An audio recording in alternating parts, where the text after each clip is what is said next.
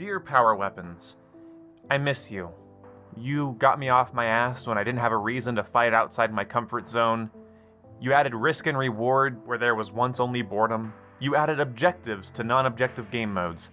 I appreciate you, and I want you in more games.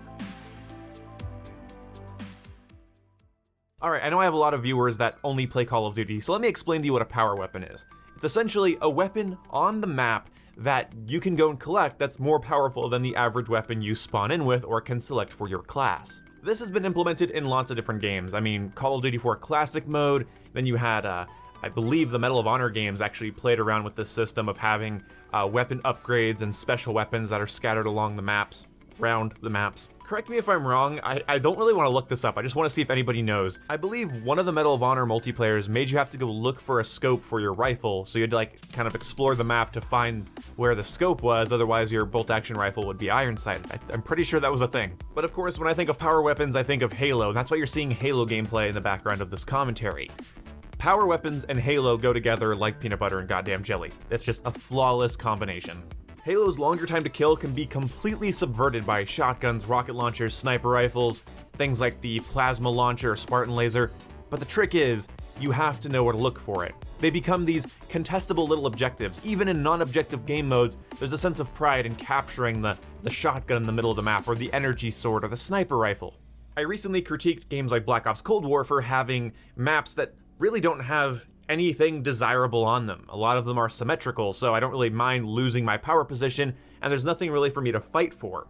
And with that game, the score streaks don't even reset when you die, so you don't have that miniature objective, that little thing that you're working towards, because you can just sort of eventually get it if you play decent enough. A good power position should be like a combat puzzle, something that people are fighting over from different angles and trying to flank, but a power weapon is a lot more variable, a lot more malleable. It can be anywhere. It can be in anybody's hands. It's a very scary feeling knowing there's a shotgun that spawns in the middle of a map, going to look for it and it not being there. Meaning that if a teammate didn't get it, an enemy got it, and now you have to kind of find out who has it and take it away from them. When I die by a power weapon in Halo, I don't get really that irritated. I mean, yeah, it could be frustrating to get killed over and over again, but for the most part, I know that my team didn't grab it and their team did. And that means that they have the objective. You know, the objective in Halo is to control the power positions, but the power positions are often defined by the weapons that are in them. You cannot spawn in with a super powerful sniper rifle or rocket launcher and just win your engagements that way. The closest thing you have to a power weapon in Halo that you spawn with is a grenade and your ability to melee people for a lot of damage. And some weapons aren't really power weapons, they're just weapons for variety's sake, but for the purposes of this video, we're talking about powerful weapons. And how Call of Duty players, we don't really have to think about this. I mean, I can spawn in with a Model 680 in Modern Warfare, or an AX-50. I can one-shot you in the chest across the map with a very accurate, easy-to-use rifle. And on mouse and keyboard, that's just as simple as clicking on your dumbass. And every time you kill me, I can respawn in with that gun. Hell, I can spawn in with a shotgun and a sniper rifle, or a really versatile assault rifle and SMG. I can spawn in with pretty much whatever the hell I want in Call of Duty. And that's why Call of Duty is a more open meta game. I'm not dissing on Call of Duty here. But in Halo, you can completely subvert the time to kill with a mix of skill and map knowledge. Map knowledge you could loop in with skill, but I'm gonna separate them here.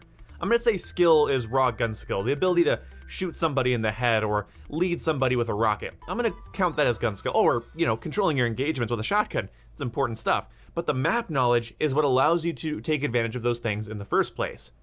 Also, it's sort of a feat in and of itself to kill somebody that has a sniper rifle or rocket launcher with your basic spawn-in battle rifle, assault rifle, DMR, whatever you might be spawning in with. Over time, Halo made its spawn-in weapons better and better, but of course, back in Halo 1 and Halo 2, the battle rifle in Halo 2 was amazing, and the Magnum in Halo 1 was amazing.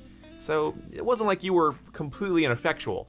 I think Halo 3 is the game that comes to mind when I think of power weapons, because the battle rifle in Halo 3 requires a bit more skill, and the assault rifle never really feels like it's doing enough damage, and the Magnum is an absolute atrocious nightmare. So when I think of power weapons, I think of Halo 3. Picking up a brute shot, rocket launcher, sniper rifle, or shotgun really can change the tide of a game. Oh, almost forgot Spartan laser. Because instead of fighting with something that takes many headshots and lots of leading, you can just delete somebody by clicking on their head. And again, that's something you have to fight for the right to do. And some games have added power weapons in entirely the wrong way. Battlefield 1 gave people the anti-tank rifle, which could kill people very far away very, very quickly. Then you also had like the flamethrower kit. I hated these, I really did. And the reason I hated them was because they gave you extra health for some reason, whereas I don't think that's in the spirit of power weapons. I believe when I go to grab a power weapon, I should be more vulnerable. In Halo, if you want it to be harder to kill and have a really damaging weapon, you had to go find a power-up to combine with your power weapon. Somebody with a shotgun is scary, somebody with an overshield and a shotgun is absolutely terrifying. But so is somebody that goes and gets a plasma pistol and a battle rifle. You see, with a plasma pistol in Halo, you can charge it up and release a shot that completely drains your enemy's shields but doesn't really do any damage to them. Then you can finish them off with a burst or two to their chest or head. That requires some skill. You have to have the plasma pistol charged, you have to hit them with it. It does heat seek a little bit, but you have to hit that shot and then switch to a rifle and nail them with it. These dynamics are really entertaining because they require map knowledge as well as timing and skill. You might not think an energy sword or a shotgun takes a lot of skill to use, but then you see somebody getting caught out in the open with an energy sword and you realize not everybody is meant to wield the Blade of Torment. The Blade of Torment is what I'm calling it. And as cool as energy swords are, if you go up against somebody with a shotgun, midway through your lunge towards somebody with the sword, which will one-hit them, you can just get hit with a pile of buckshot to your mouth and you're done. I mean, let's say, for instance in Halo, you spawn in and you know the energy sword is at the bottom middle of the map, like the lowest level in the middle. So you go down there and there's two guys there. You fight them off, you kill them for it, your shields are drained, but you finally got the sword. Then you go to fight somebody with the sword, and they hit you with a sticky grenade, a plasma grenade, just before you're able to finish them off, and you end up losing the sword for your team. Then the enemy team picks up your sword and starts to dominate people with it, because they played a little bit more safe and your team doesn't counter them properly. This creates an interesting set of combat puzzles and variables that makes each game feel fresh, and I think Halo does this very well. I mean, Battlefield does this similarly. In Battlefield 4, they had pick up sniper rifles and shotguns and things that didn't give you any extra health, but they were very, very devastating weapons to get hit by, even if they were a little bit niche to use. But Battlefield really nailed this with vehicles. Halo nailed it with vehicles as well, but Battlefield's vehicle dynamics and the destruction is what adds the variables in that series. I wish I had more Battlefield 4 gameplay. I really need to just start playing Battlefield 4 more so I can actually pull it up for gameplay, because this is the locker gameplay I used like 4 videos ago. I think there's a problem with Call of Duty right now because the last 2 Call of Duty games didn't have a pick 10 system. And pick 10 makes you have to do different trade-offs to have your weapons and gear customized. Letting people spawn in with a 5 attachment assault rifle, a 5 attachment secondary, and then 3 perks of their choosing plus lethals and tacticals, it's a little bit givey. I feel like it's too givey.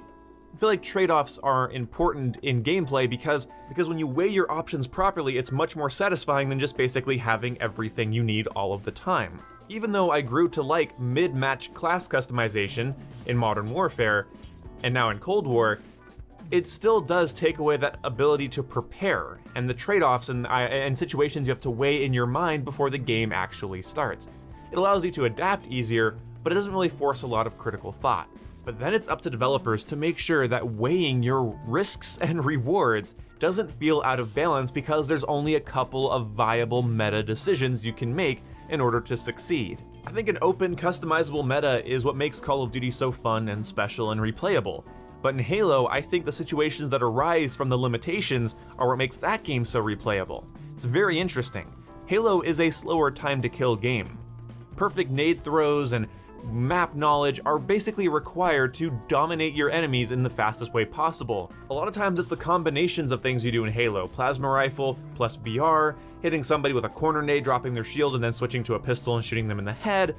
Things like, meleeing somebody, then jumping backwards and shooting at them, and if they go around the corner, then use a nade. It's a lot more combination based. You're using a little bit of a toolbox every time you fight people, and it forces a lot of creativity and creates for a lot of very fun engagements. Halo in and of itself is a combat puzzle. Power weapons as a concept is worth making a video about in my opinion because it makes you think, how many things do you take for granted when playing games like Call of Duty? How many trade-offs do you really need to make? How much map knowledge do you really need to have in order to dominate your opponents and subvert the time to kill? How much higher would the skill ceiling be in Call of Duty? How much wider would the skill gap be in Call of Duty if people had to go out and find their sniper rifles, find their shotguns, find stopping power ammunition, and not allowing people to spawn in with such items? I like to think about the specialist weapons in games like Black Ops 3 and 4 and Infinite Warfare. What if each map had a singular weapon on it? And when you play that map, you have the chance to fight for that weapon. And it could be a random specialist weapon every time, or each map could have its own designated weapon. Maybe the heat-seeking sniper rifle from Infinite Warfare that you can spawn in with and just have it charging all the time while you play, maybe instead of that, it only spawns in on the largest map, meaning it's a really good pickup, but it is something you have to contest. Maybe Call of Duty's meta can stay the same, and maybe specialist weapons could make a return, but as a power weapon on the map that people contest and fight over. Anyway, if you enjoy these kind of topical content idea video commentaries, go ahead and subscribe. And next time I'm going to talk about turrets and how I wish more FPS games had turrets, goddammit. See you when I see you. Goodbye.